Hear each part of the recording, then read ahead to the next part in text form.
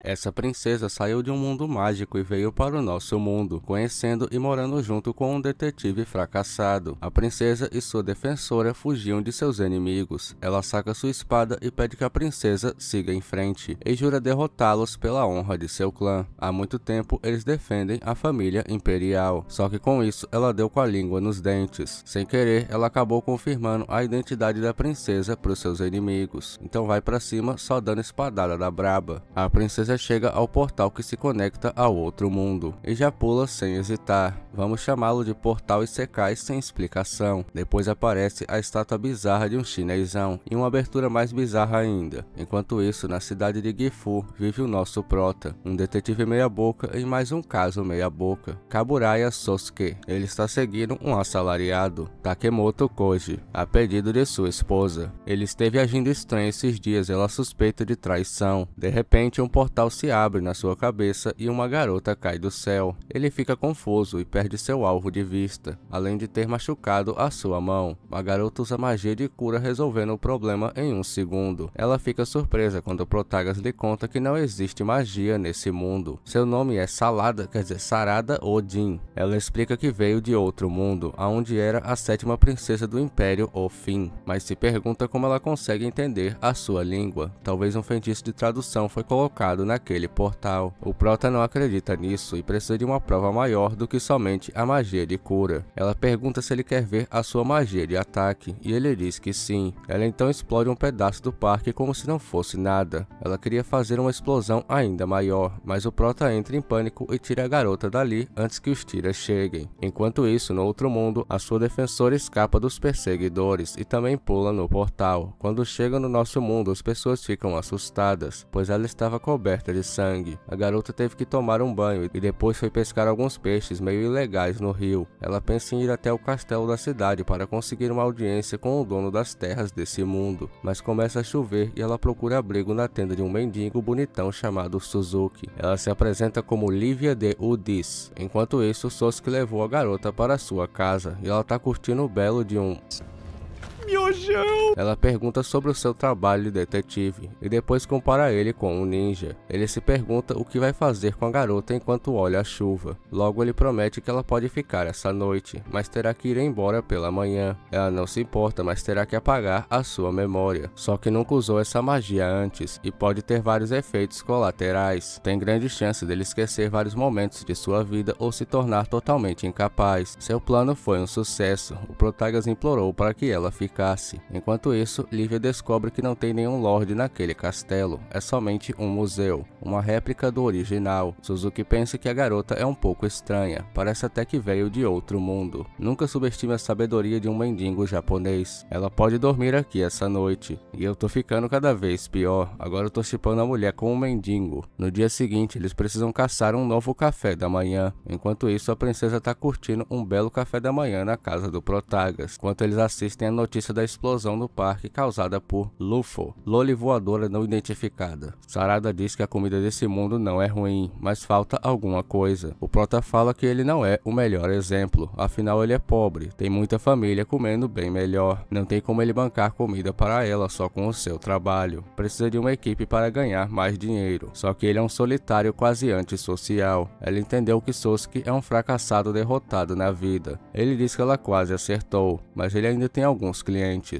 Enquanto ele vai trabalhar, Sarada aprendeu sobre a moda desse mundo, além de jogos e mangás. Não vai dar certo essa história não. No meio do trabalho, ela disse que estava morrendo de fome, mas teve que aguentar até a noite. E a garota já está se acostumando com a vida no Japão. Lendo Detetive Conan, esse anime que eu nunca assisti. Parece maneiro e deve ter direito autoral, mas os estúdios de anime não estão nem aí. Ele diz que quando ele receber desse trabalho, eles vão poder comer uma coisinha melhor. Ela então se oferece para ajudar no trabalho, só que ele não quer uma Loli explodindo ninguém, mas ela também tem magia para ficar invisível e até voar. Essa trapaça de GTA foi tentadora, mas ele tem que recusar sua proposta. Ainda assim, é bem perigoso trazer uma criança para seu trabalho. Sarada diz que não seria problema. Em seu mundo, ela já viu coisas terríveis, além de ter nascido de uma concubina. E os casos do Protagas precisam ser mais perigosos e emocionantes, tipo o Detetive Conan. Só que ele fala que na vida real não é assim. Detetives não são heróis e nem nada do tipo. Sarada pensou que detetives fossem mais maneiros, enquanto o prota pensa em seu passado, falando para um homem que ele vai sim se tornar o detetive do jeito que ele sempre quis ser, pensando que até mesmo ele chegou a admirar os heróis que lutam pela justiça. Em mais um dia de trabalho, ele pega seu alvo sacando dinheiro, e pensa que essa história acaba hoje. Ele seguiu o cara até um local isolado, onde ele encontrou vários marginais. O prota entendeu tudo, o cara estava sendo chantageado por eles, provavelmente por algum tipo de segredo, mas ficou sem dinheiro para pagar e acaba levando uma surra. O Protagas ia saindo de cena, pois seu trabalho estava feito, mas vê os caras se juntando para bater nele e pensa que se continuar assim vão acabar matando o coitado. Ele pensa em chamar a polícia, mas não chegariam a tempo, e se lembra das palavras de Sarada, pensando que os detetives eram maneiros. Sem pensar direito, ele se apresenta para os marginais, dando a desculpa que procurava um lugar para soltar um barro, e fala que é contra a violência. Os caras não estão nem aí e vão pra cima dele, só que Sarada aparece na hora e manda o cara voando para longe com magia. Ela estava seguindo ele enquanto ele estava seguindo o outro cara. Ela mesma se chama de Grande Detetive Sara, com um poder de fogo maior do que um rei demônio, e diz para Sosuke que se detetives não são heróis, ele só deve se tornar um, simples assim, apesar dos caras aqui não droparem nenhuma experiência, então ele ainda vai ter que trabalhar pesado. Os marginais avançam e do nada o prota revela sua verdadeira apelação. O cara manja muito de briga, pelo menos no mano a mano, mandando o mata-leão do Sherlock Holmes, e Sarada os finaliza com suas explosões, que ela mesma batiza de arte marcial chinesa estilo Ki, o que só me lembra de Dragon Ball. Os caras ainda tentam avançar depois disso, são os idiotas que acabam derrotados pela Loli explosiva. Quando a polícia chega, pergunta se foi o prota que fez tudo isso sozinho, o que causou uns problemas pro cara, e acabou chegando tarde em casa, mas trouxe a carne mais nobre da cidade, com um selo de metade do preço, e trouxe com muito orgulho. Sarada adorou e Sosuke agradece pela ajuda, mas a criança realmente deveria ficar fora do trabalho de detetive, só que ela não aceita. A garota quer sim ajudar a partir de hoje, e não vai aceitar um não como resposta. Ele então aceita sem ter muita escolha, e faz um brinde à sua nova parceira. Foi assim que nasceu a história mais pirada dessa temporada de animes, uma parceria entre uma princesa Loli e Overpower de outro mundo, que veio para o nosso, morando junto com um detetive fracassado. Sim, o local é lindo como um paraíso cheio de tomates. Uma das crianças, um garoto chamado Tarao, está doente, enquanto lá de cima, uma garota chamada Mimihime olha para o teto como se quisesse sair desse lugar fechado. Vemos que ela é super inteligente, super sedoso, pergunta se ele já viu um peixe assim antes, mas o desenhista responde que não, ele havia acabado de inventar essa criatura.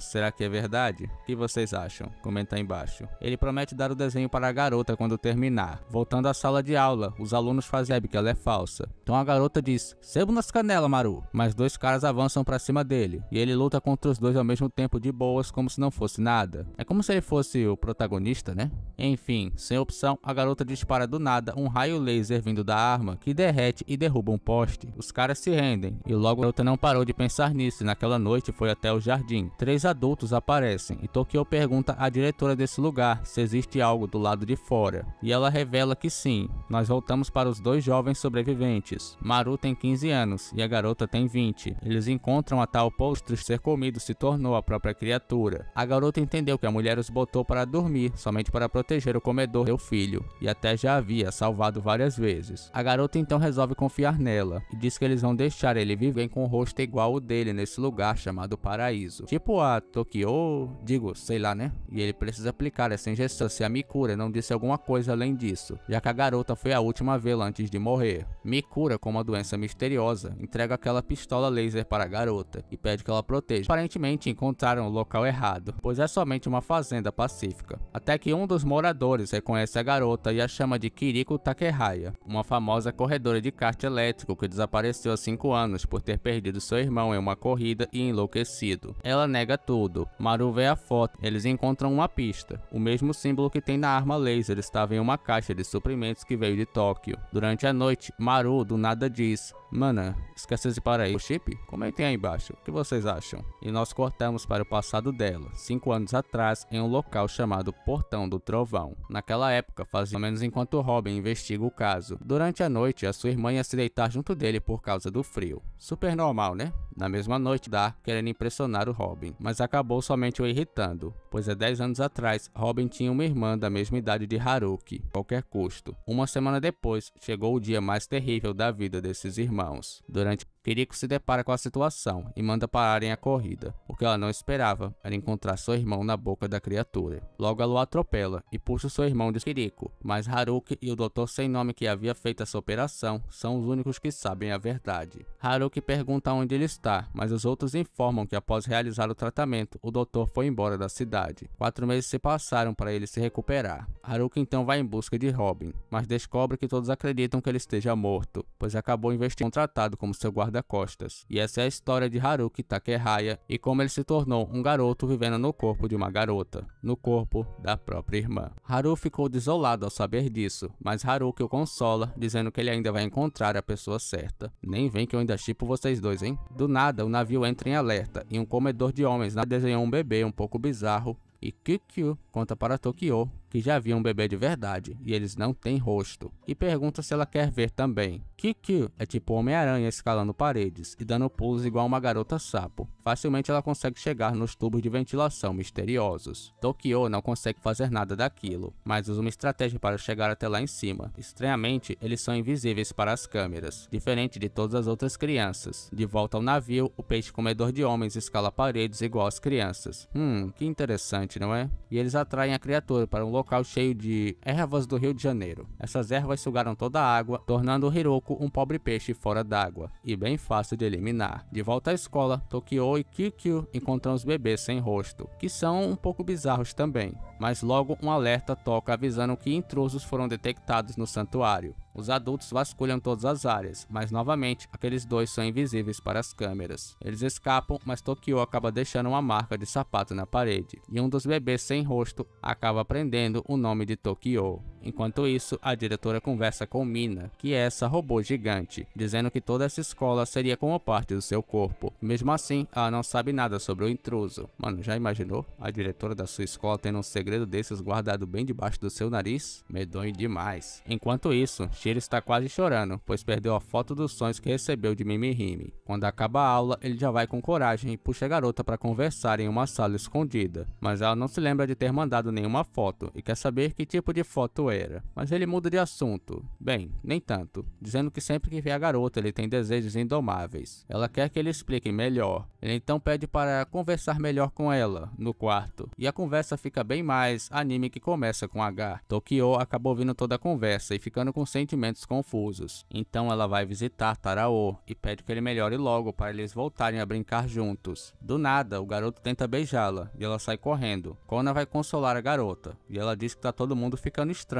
e isso a deixa bem assustada. Kona diz que então não precisa ter medo, pois é natural se apaixonar por alguém. E um dia ela também vai querer Sugoi Desu alguém e Sugoi Dekai por alguém. Tokyo então diz que gostaria que fosse ele, revelando seus sentimentos para Kona, e ele também quer que seja ela. Tokyo vai dormir toda feliz aquela noite, mas chega um aviso só para ela de que o estado de saúde do Tarao piorou, e nós vemos que sua doença é bem parecida com a de Mikura na história dos dois jovens. Tarao se desculpa com Tokyo, ele avisa que não vai melhorar, e suas últimas palavras são: Tokyo, você precisa fugir, esse lugar é perigoso. De volta aos garotos, Maru está de mau humor, enquanto joga um RPG japonês. Ele pergunta aos delinquentes se eles já se apaixonaram por uma garota que era na verdade um garoto, e logo começa a dar uma surra em geral, e Haruki já chega na voadora, logo eles saem correndo. Maru começa a contar sobre o seu passado, do nada, tá ligado? Foi mal, estraguei o clima aqui. Vemos que quando tinha 5 anos, ele era extremamente parecido com Tokyo, e desde pequeno passava frio e fome junto de outros garotos, pelo menos até se juntarem a uma gangue. Foi nesse momento que Mikura apareceu do nada e lhe ensinou a matar os Hirokos, que era como ela chamava os comedores de homens, e que também somente ele é capaz de fazer isso, tocando neles com a sua mão. Por isso que ele deve chegar até o paraíso. Haruki deixou Maru no apartamento e acabou descobrindo informações sobre um velho inimigo, o Ministério da Reconstrução. Mano, parece coisa de rico, de política, sei lá. Enfim, segundo Robin, eles eram um grupo que abduzia pessoas habilitadas habilidosas para reconstruir a civilização do passado. Quando Haruki volta, a porta estava aberta e ele fica desesperado ao ver que poderia ter ficado sozinho nesse mundo novamente. Mas Maru só estava na outra porta se aliviando, lendo umas revistas interessantes. E Haruki entende bem disso, já que ele é um garoto, mas acaba chorando e pede que nunca mais ele o assuste desse jeito. Maru então o abraça, mas Haruki sentiu alguma coisa bem cutucante na situação. E mano, esse anime é um yaoi disfarçado que tá me fazendo shippar esses dois, não é não?